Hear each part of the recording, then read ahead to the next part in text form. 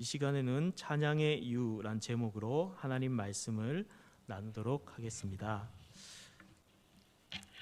제가 어렸을 때에 기타를 배운 적이 있습니다.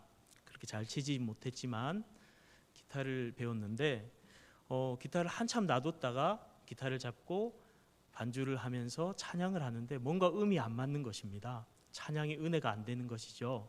알고 봤더니 기타를 이렇게 오랫동안 방치해 두면은 부딪히면서 그 음이 바뀌기도 하고 또 줄도 늘어나서 음이 달라지기 때문에 불협화음과 안 좋은 소리가 났던 것입니다.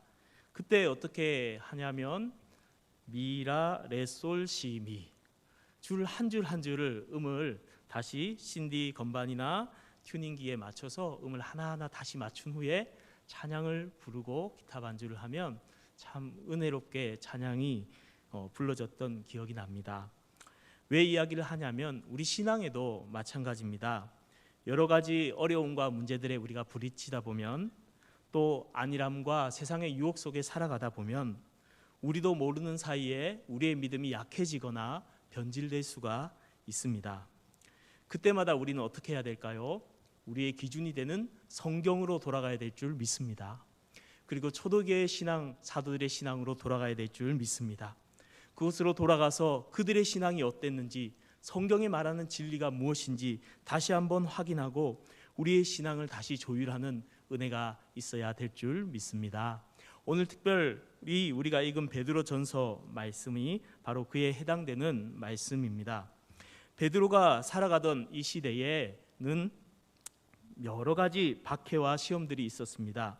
6절에 보니까 여러 가지 시험이 있었다라고 우리에게 이야기하고 있습니다. 베드로전서 곳곳에서 이 베드로전서를 읽는 초대교회 성도들 가운데 박해와 환난과 문제와 어려움들이 있었습니다. 그들을 향해서 베드로가 이 서신을 쓰고 있는데 놀라운 사실은 우리가 만약에 환난과 어려움과 문제와 난처한 일들을 당한다면 우리 입속에서는, 우리의 말에서는 원망과 불평과 탄식이 나왔을 것입니다. 그런데 오늘 본문엔 참 놀라운 고백을 베드로가 하고 있습니다. 우리 3절 상반절 말씀을 같이 한번 읽겠습니다. 3절입니다. 시작. 우리 주 예수 그리스도의 아버지 하나님을 찬송하리로다. 여기까지 읽겠습니다. 베드로는 이 고난과 환난 가운데 베드로전서를 쓰면서 서신서에서 인사를 마치고 이 서신을 열자마자 처음 한 이야기가 뭐냐면은 무엇입니까? 우리 주 예수 그리스도의 아버지 하나님을 찬송하리로다. 하나님을 찬양하고 있는 줄 믿습니다. 고난과 환난 가운데서 가장 먼저 하는 것이 탄식과 원망과 불평이 아니라 하나님을 향한 감격의 찬양을 올려드리고 있는 것입니다. 이것을 보면서 저는 사실 묵상하면서 충격받았습니다. 내가 만약에 이 상황에 있다면 정말 불평했을지도 모르고 원망했을지도 모르고 탄식했을지도 모르는데 이 베드로는 이 어려운 상황 속에서 성도들이 고난을 당하는 그 난처한 상황 속에서 무엇을 고백하냐면 하나님을 향한 찬양을 올려드리고 있었던 것입니다. 이 모습을 보면서 뭔가 다른데? 내가 가진 모습, 우리들이 가진 신앙의 모습과 뭔가 다른 이 베드로의 모습, 이 성경의 이야기를 보면서 우리 신앙의 어떠한 다른 것들을 다시 말씀을 향해 맞춰가야겠다라는 마음이 들게 됩니다. 그렇다면 사랑하는 성도님들, 왜 베드로가 고난과 환난과 어려움 가운데서 원망 탄식을 하지 않고 감격에 겨워서 하나님을 찬양하면서 이 서신을 열어갈 수가 있었을까요? 우리 3절 말씀에 그 답을 주고 있습니다. 베드로가 찬양했던 이유. 우리 3절 말씀을 다시 한번 읽는데요. 그의 많으신 이 부분부터 읽겠습니다. 자, 중간부에 찾으셨나요? 그의 많으신, 시작. 그의 많으신 긍휼대로 예수 그리스도를 죽은 자 가운데서 부활하게 하심으로 말미암아 우리를 거듭나게 하사. 여기까지 보겠습니다. 베드로가 하나님을 찬양했던 이유가 무엇입니까? 그의 많으신 긍휼하심대로 그리스도를 죽은 자 가운데서 부활하게 하심으로 말미암아, 그 다음에 하신 것이 뭐죠? 우리를 거듭나게 하사라고 말하고 있습니다. 그렇습니다. 베드로가 하나님을 찬양했던 이유는 무엇입니까? 바로 하나님께서 우리를 거듭나게 하셨기 때문인 줄로 믿습니다. 하나님의 자녀로 다시 태어나게 하셨기 때문인 줄로 믿습니다. 여러분, 우리가 잘나서 구원을 받았나요? 우리가 하나님 앞에 마땅히 잘 살아서 구원을 받았나요? 거듭났나요? 아닙니다. 오늘 성경의 말씀대로 하나님의 많으신 긍휼로 인해서 우리가 구원받은 줄 믿습니다. 예수 그리스도께서 죽음을 이기시고 부활하심을 통해서 우리가 생명을 얻고 거듭나게 된 줄로 믿습니다. 베드로는 이 고백을 할 때 정말 체험적으로 와닿았을 겁니다. 베드로는 예수님의 수지자였지만 예수님을 모른다고 3번이나 부인했습니다. 그리고 예수님은 그날 밤에 잡히셔서 그 다음날 십자가에 못 박혀 죽으셨습니다. 베드로가 얼마나 절망했을까요? 얼마나 죄책감 속에 시달렸을까요? 그런데 놀랍게도 주님이 다시 살아나신 것입니다. 그 베드로를 만나 주신 것입니다. 그 베드로를 다시 불러주신 것입니다.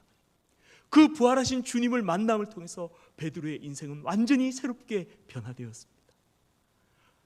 예수 그리스도께서 죽음을 이기고 부활하신 것은 우리에게도 그리스도와 연합하여 생명을 주시기 위함인 줄로 믿습니다.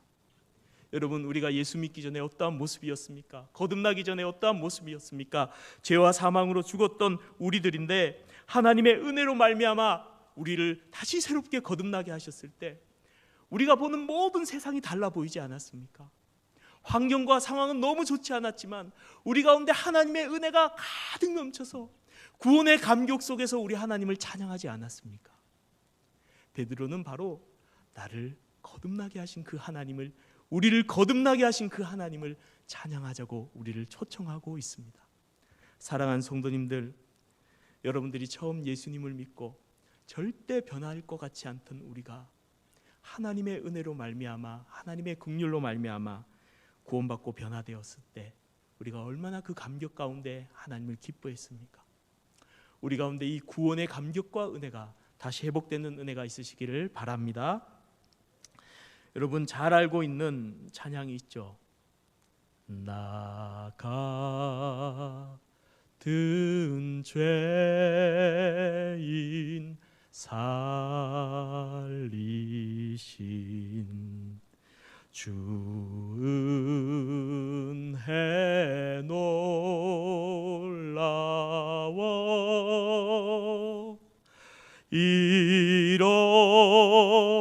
잃었던 생명 찾았고 광명을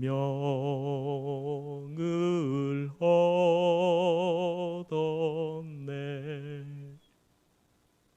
주님을 대적하고 제 가운데 머물던 우리를 어느 날인가 누구의 손길에 이끌려 교회당을 찾아오게 하시고 하나님의 말씀을 듣는 가운데 말할 수 없는 눈물을 쏟아내며 회개하고 새로운 구원의 은혜, 거듭남의 역사를 주신 그 하나님의 은혜를 우리가 마땅히 찬양해야 될 줄로 믿습니다.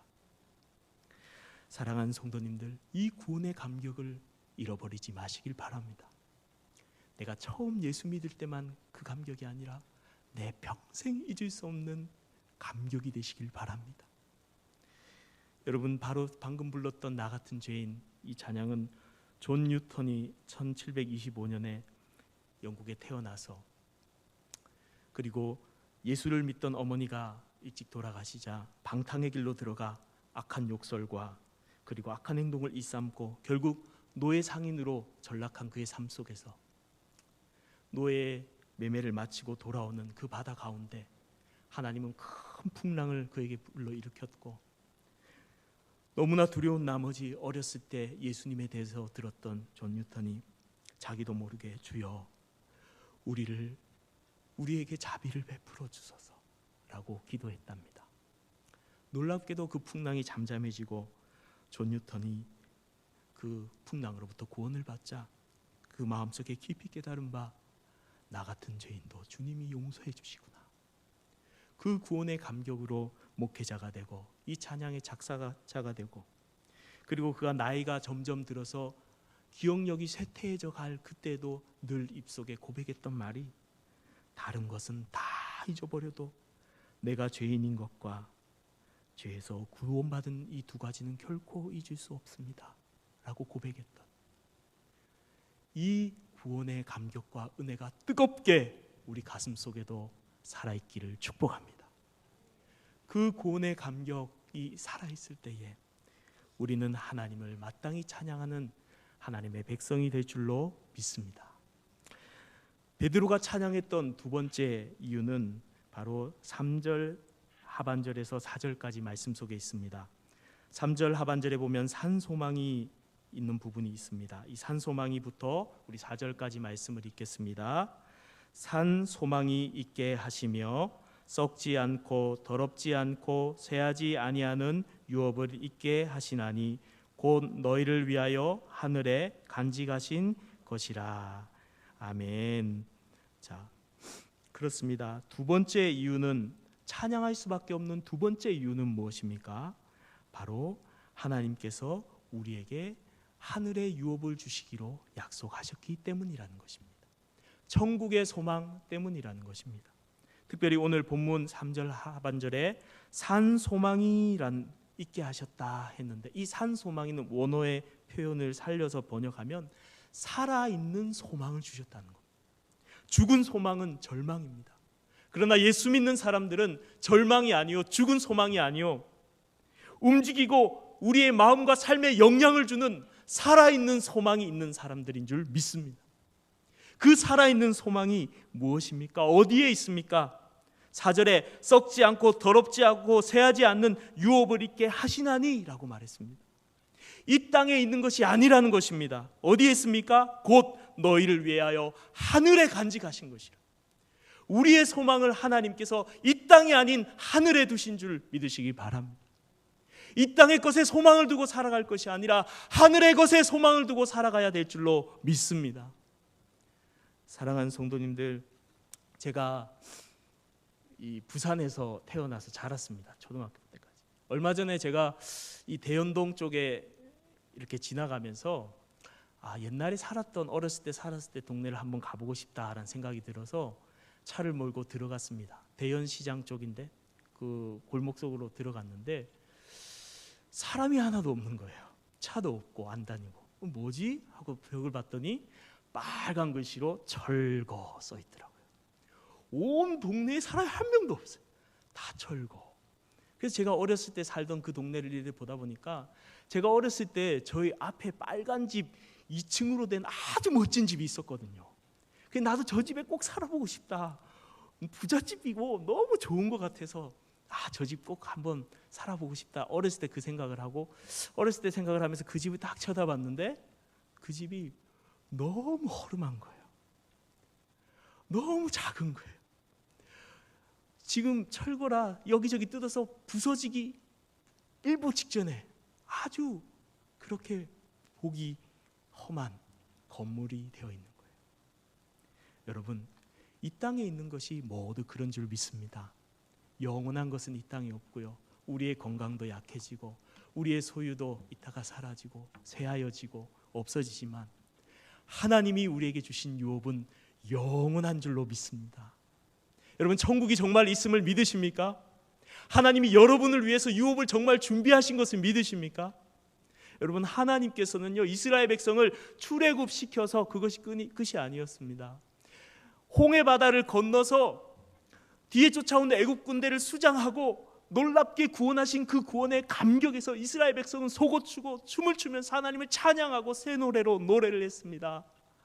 그런데 그게 다가 아니었습니다. 하나님의 선물은 단지 출애굽하고 구원하고 끝이 아니라 젖과 꿀이 흐르는 가나안 땅, 축복의 땅을 준비하신 것을 우리가 알고 있습니다.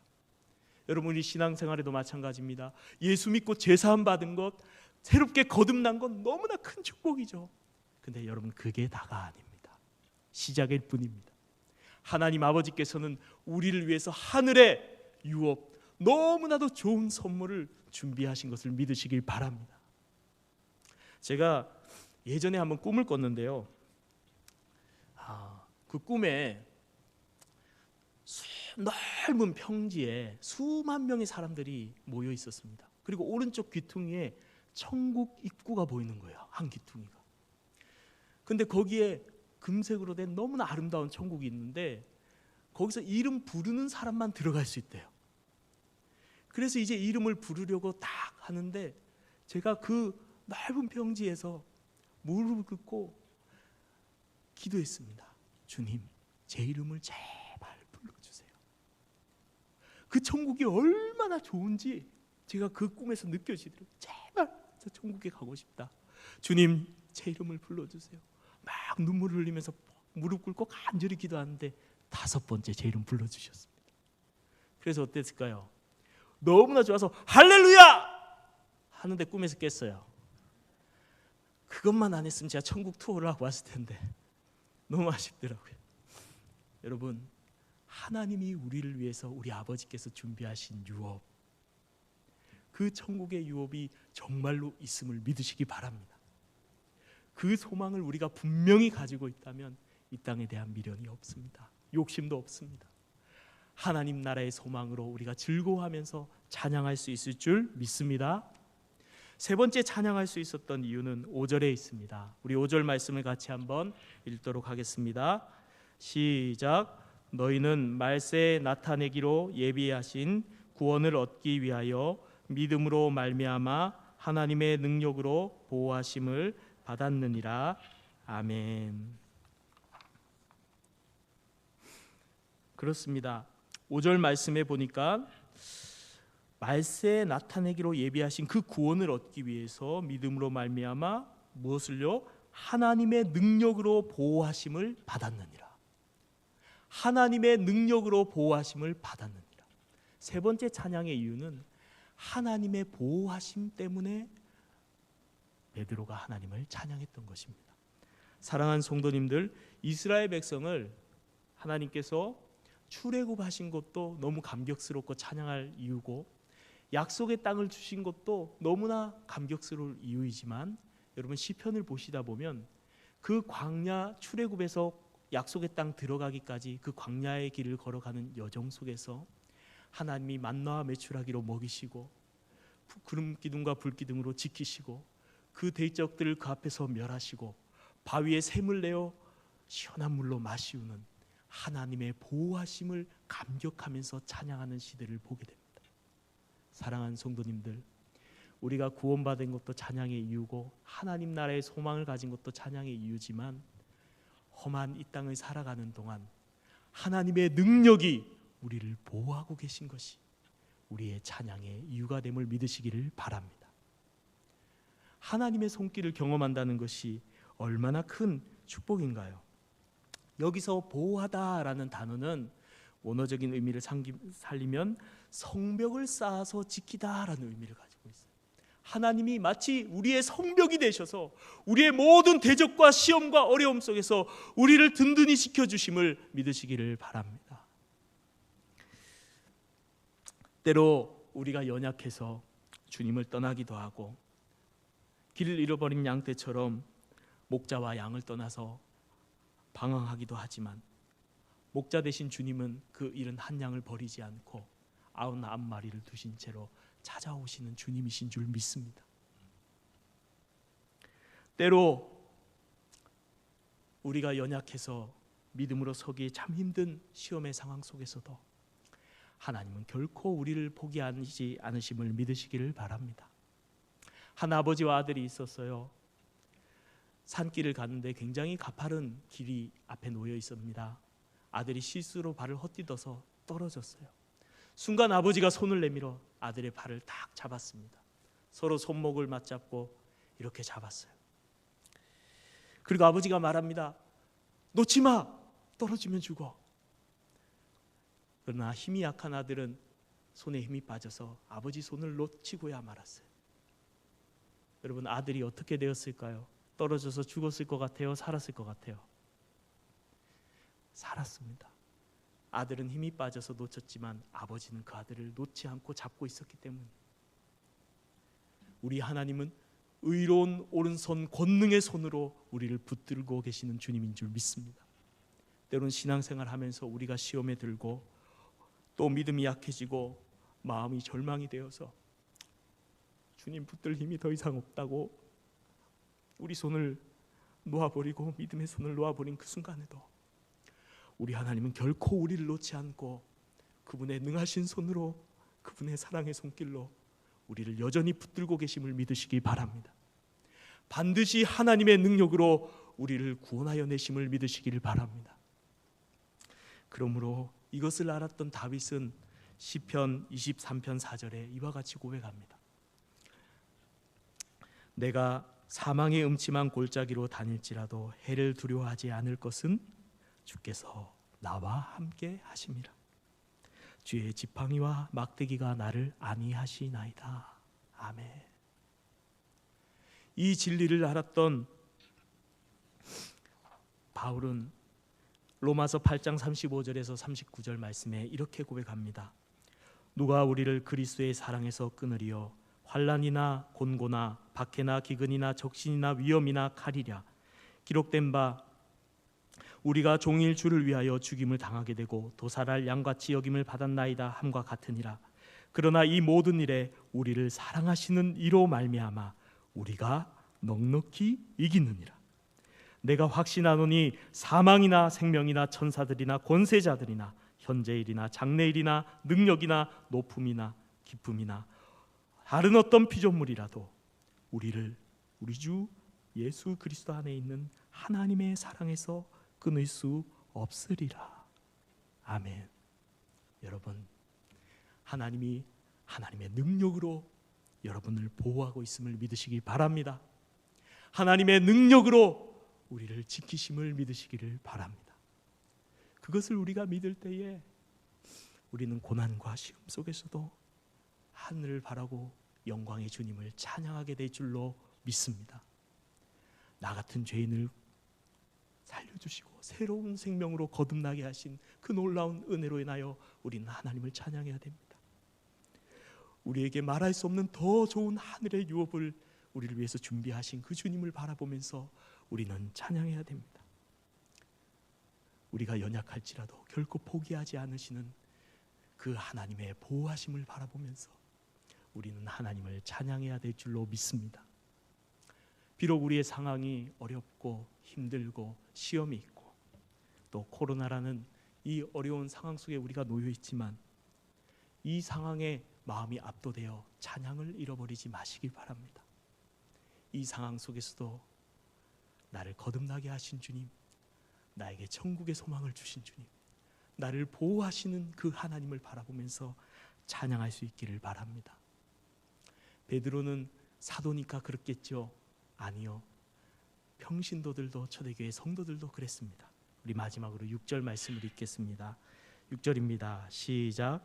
그러므로 너희가 이제 여러 가지 시험으로 말미암아 잠깐 근심하게 되지 않을 수 없으나 오히려 크게 기뻐하는도다. 아멘. 초대교회 성도들도 고난 당할 때 잠깐 근심을 했습니다.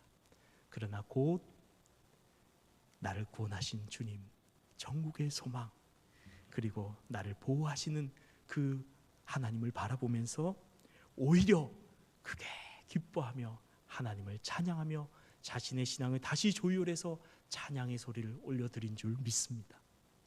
사랑하는 성도님들, 우리는 어떻습니까?